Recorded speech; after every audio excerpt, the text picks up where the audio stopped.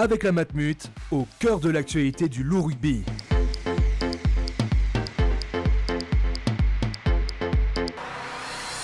Après chaque match au Matmut Stadium de Gerland, retrouvez Au cœur du Loup sur TLM avec JL Events.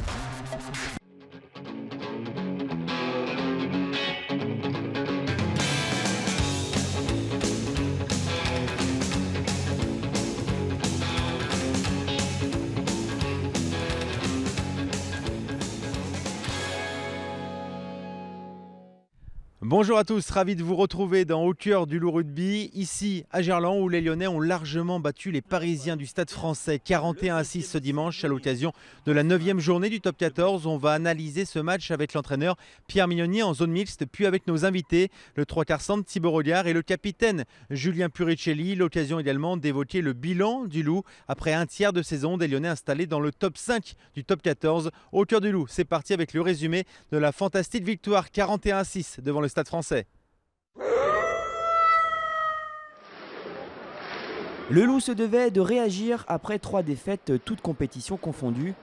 Mais face à un poids lourd du top 14, le Stade Français, la tâche ne semblait pas aisée ce dimanche à Gerland. Après quasiment une demi-heure de jeu, les hommes de la capitale sont les plus pragmatiques et mènent 6-0 après une pénalité et un drop bien négocié. Heureusement, Lyon parvient à égaliser avant la pause par le biais de son buteur Lionel Boxis. Un retour salutaire pour affronter la seconde mi-temps plus sereinement. Au retour des vestiaires, les Lyonnais commencent véritablement à prendre le dessus dans ce match. Après quelques occasions ratées, ils créent le surnombre à la 55e et c'est l'ailier Toby Arnold qui fait la différence pour inscrire le premier essai. Boxis se transforme, puis c'est le début d'un match à sens unique. Asphyxiés, les Parisiens subissent les charges lyonnaises et encaissent un nouvel essai à la 62e. Après ce break, les hommes de Pierre Mignoni ne veulent pas relâcher leurs efforts et sont même en quête d'un bonus offensif. Essai de pénalité accordé par l'arbitre à la 73e. 27-6 et moins d'une minute après, Nataille profite d'une mauvaise passe pour intercepter le cuir et filer tout droit vers un nouvel essai entre les poteaux. En fin de match, les Lyonnais poursuivent leur marche en avant. Cette fois-ci, c'est Noah Nakataisi qui trouve la faille. 41-6, score final. La victoire est belle et totale pour le Loup, qui s'offre le luxe de gagner le point de bonus offensif face à un prétendant aux phases finales.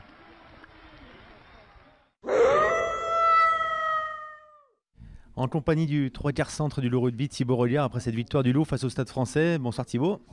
Bonsoir. Thibaut, 41-6 pour le Loup. On vient de voir le résumé de cette rencontre. Un match qui a basculé en seconde période parce qu'en première mi-temps, le Stade Français, tu as vu ça du banc, vous a posé beaucoup de difficultés. Oui, début de première mi-temps très, très compliqué. On s'attendait pourtant à leur stratégie, beaucoup de jeux au pied, beaucoup d'occupation de leur part. Mais on n'a pas réussi à les bousculer. On est un peu rentré dans leur jeu et au final, on s'est un peu endormi du coup ces 30 premières minutes. Heureusement, on a réussi à reprendre la main dans les 10 dernières minutes de la première mi-temps et recoller au score et finir sur un score de parité à la mi-temps. Et ce qui est positif, c'est qu'on a su rectifier ça après encore dès le début de la seconde mi-temps. On a remis un coup d'accélérateur et après, c'est ce qui nous a permis de faire un premier break.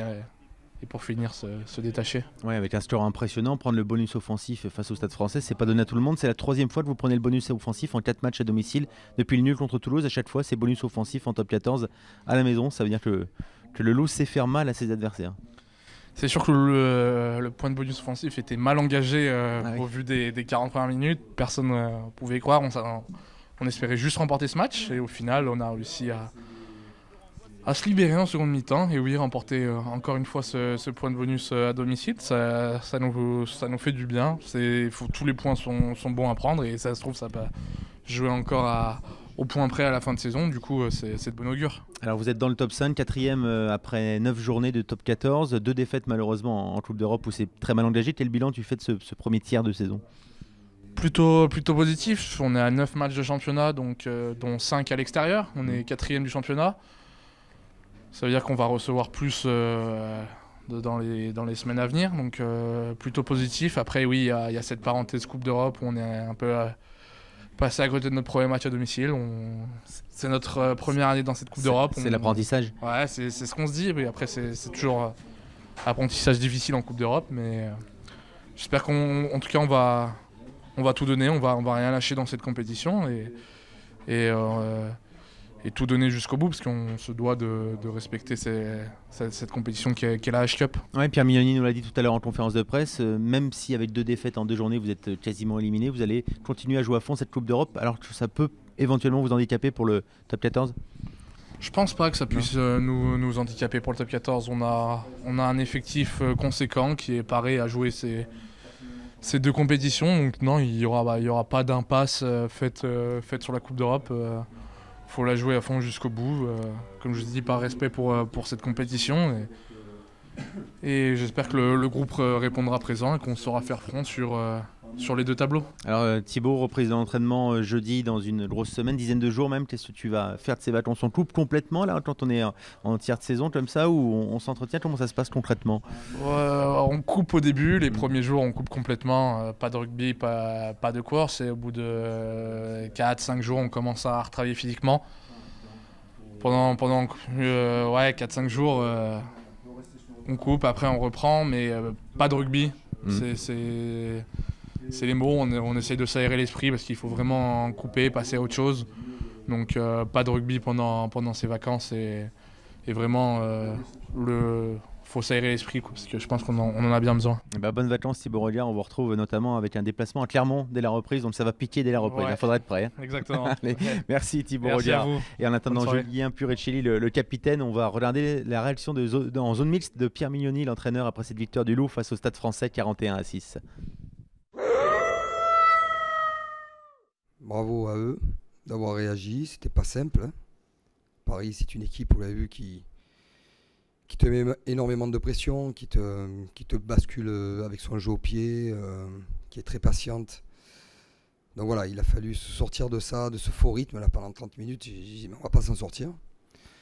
Et après, on a su redevenir sur les basiques, et ça nous a aidé à remettre la marche avant.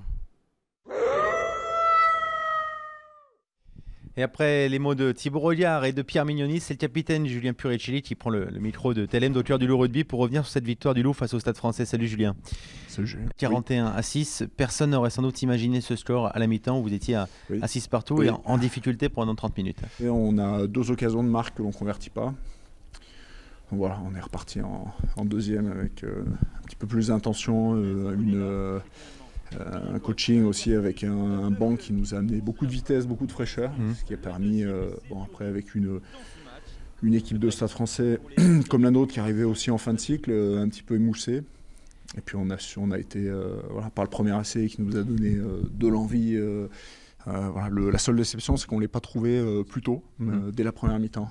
Qu'on ne soit pas rentré sur le terrain avec la rage de la semaine dernière, de la déconvenue. Alors on sent que ce match à Bordeaux vous a quand même vraiment marqué. Est-ce que cette contre-performance à Bordeaux peut s'expliquer par la découverte de la Coupe d'Europe les semaines précédentes? Non, je ne crois pas, parce que finalement la tenue de l'équipe, en tout cas le contenu de ces 2 matchs a été plutôt positif. Même si ça reste sur 2 défaites, le comportement de l'équipe exemplaire à Londres, peut-être ici un petit goût d'inachevé, même un gros goût d'inachevé face à une équipe qui était, je pense, à notre portée. Mais d'une manière générale, la tenue en Coupe d'Europe a été bonne, et le contenu de ces matchs. Ça reste 2 défaites. On attendait évidemment mieux de l'équipe à Bordeaux. Et encore mieux de la réception ici. C'est pour ça que on fait la mi-temps qu'on a faite. Ce match se solde finalement par un bonus offensif. Donc on a la déception est un petit peu effacée au profit du résultat final, mais quand même, ça reste dans nos têtes. Il faudra qu'on en parle de ça. Ouais. Bon, cette Coupe d'Europe, en tout cas, vous allez continuer à la jouer à fond, même si l'élimination est quasiment là. Vous n'allez rien lâcher, a prévenu l'entraîneur. Non, c'est juste dommage. C'est juste dommage d'être éliminé, ce que j'avais pu dire après Cardiff, à peine entré, déjà sorti. Mais oui, de toute façon, ça reste des matchs qu'il est difficile d'éluder, en tout cas de galvauder, puisqu'il y a énormément de presse, énormément de médias autour, et puis la publicité est de toute façon négative. Et une défaite reste une défaite. En l'occurrence 2, puisque là on jouerait avec Glasgow, donc non, il nous faut accrocher de toute façon le plus vite possible une victoire à domicile dans cette compétition, pas repartir Fanny, puisque je pense que c'est pas notre niveau, on a mieux à faire dans cette poule. Voilà, on a l'effectif une fois de plus qui est suffisamment large pour être compétitif sur ces 2 matchs. J'espère qu'il sera récompensé par une victoire au moins au match aller face à Glasgow, et puis le retour on verra, mais assurer déjà une victoire à domicile dans cette compétition. Avant le retour de la Coupe d'Europe, avant un déplacement à Clermont, il y a 10 jours de vacances. Quelle est un petit peu la ligne de conduite avec 10 jours de vacances là, au tiers de la saison? Il faut, à mon avis, du repos déjà, couper physiquement, bien sûr, mais surtout mentalement. Parce qu'on a senti l'usure dans la préparation des matchs, dans la manière de les entamer aussi, que ce soit à Bordeaux ou ici. On voit aussi le comportement du Stade Français qui finalement, même après une mi-temps serrée, dès le premier essai, on a senti, nous en tout cas sur le terrain, qu'ils avaient perdu quelque chose. Donc on sent une usure physique et psychologique chez eux, chez nous, je pense dans l'ensemble des clubs. Donc c'est important pendant 3-4 jours de ne rien faire du tout. De ne rien faire, de ne pas parler rugby en tout cas. Voilà, pas parler rugby. Est-ce qu'il y a malgré tout déjà un petit entretien physique ou on coupe complètement pendant 3-4 jours? Après, il ne faut pas m'en parler à moi, parce que bien sûr, je pense que oui, demain je serai sur le vélo. Peut-être pas demain, mais mardi. Non, moi je vais en profiter pour couper avec le rugby, mais je vais continuer à m'entraîner, je vais faire des choses différentes, des choses qui me plaisent, sur ça retrouver du plaisir. Alors là on a compris Julien, c'est décision individuelle, mais quelle est un petit peu la ligne de conduite fixée par le staff? Après je rigole, mais il y a un travail, on imagine, demandé. On reste professionnel, donc il y a des GPS qui ont été distribués avec un cahier des charges à respecter.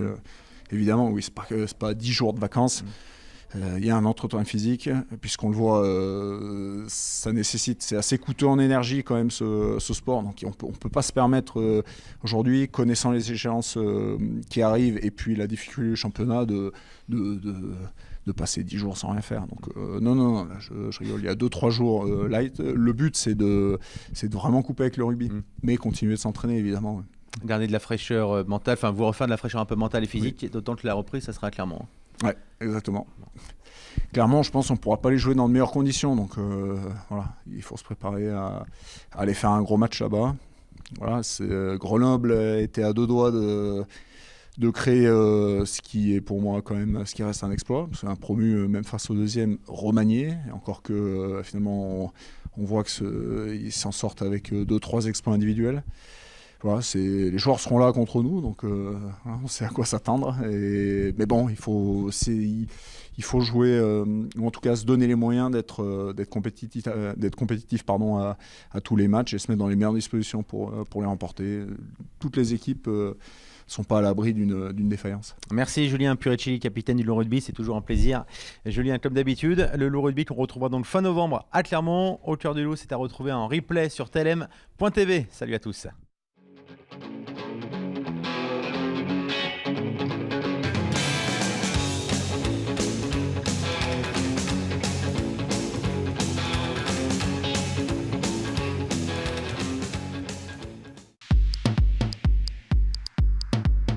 Avec la Matmut, au cœur de l'actualité du Loup Rugby.